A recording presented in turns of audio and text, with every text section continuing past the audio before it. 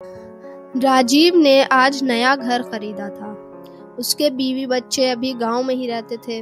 कुछ दिन बाद वो उन लोग को भी बुलाने वाला था। उसके घर में बाहर एक बहुत खूबसूरत गार्डन था।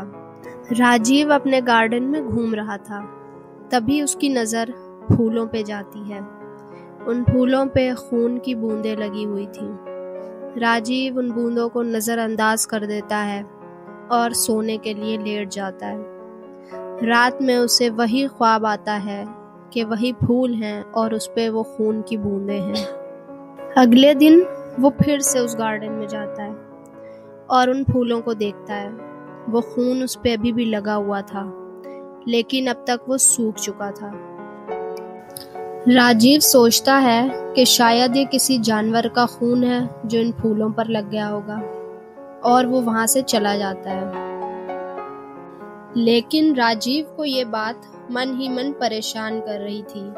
ऐसा लग रहा था कि कुछ तो है जो उसे उन फूलों के पास खींच रहा है। अगले दिन जब वो ऑफिस से आता है तो उन फूलों के नीचे खोदने लगता है।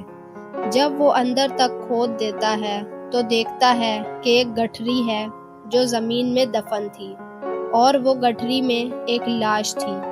ऐसा लग रहा था कि किसी ने उस लाश को गठरी में बांधकर जमीन में दफन कर दिया था। राजीव ये देखकर घबरा जाता है।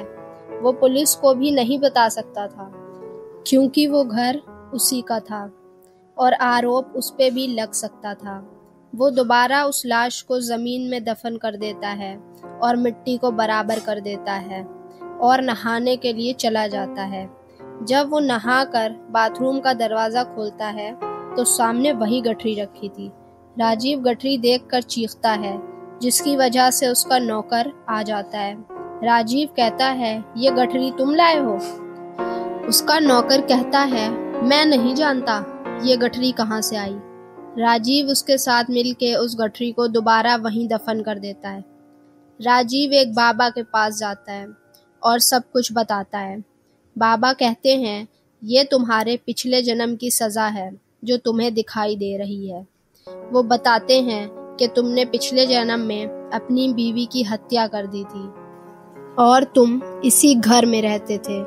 तुमने अपनी बीवी को इसी घर में गाड़ा था और तुम शहर छोड़कर चले गए थे, लेकिन अब तुम्हें वही आत्मा परेशान कर रही है तुमसे अपना बदला लेने के लिए।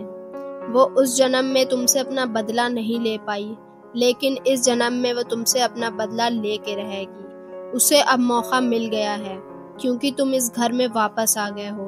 राजीव इन बातों को मानता नहीं है और वो तंग आकर पुलिस को सब बता देता है कि उसके घर में एक लाश दफन है। जब पुलिस उसके घर आती है और उस गार्डन को देखती है तो वहाँ की कोई मिट्टी खुदी हुई नहीं थी, और जब वो लोग उसकी बताई हुई जगह को खोद कर देखते हैं तो वहाँ कोई लाश, कोई गठरी नहीं मिलती, और राजीव को उसका ये बुरा सपना बताकर वहाँ से चले जाते हैं। लेकिन ये सब होने के बाद भी राजीव को वो गठरी अक्सर दिखाई देती थी, और शायद ये सब उसके पिछले जन्म के बुरे कर्मों की ही सजा थी जो वो जिंदगी भर भुगतता है।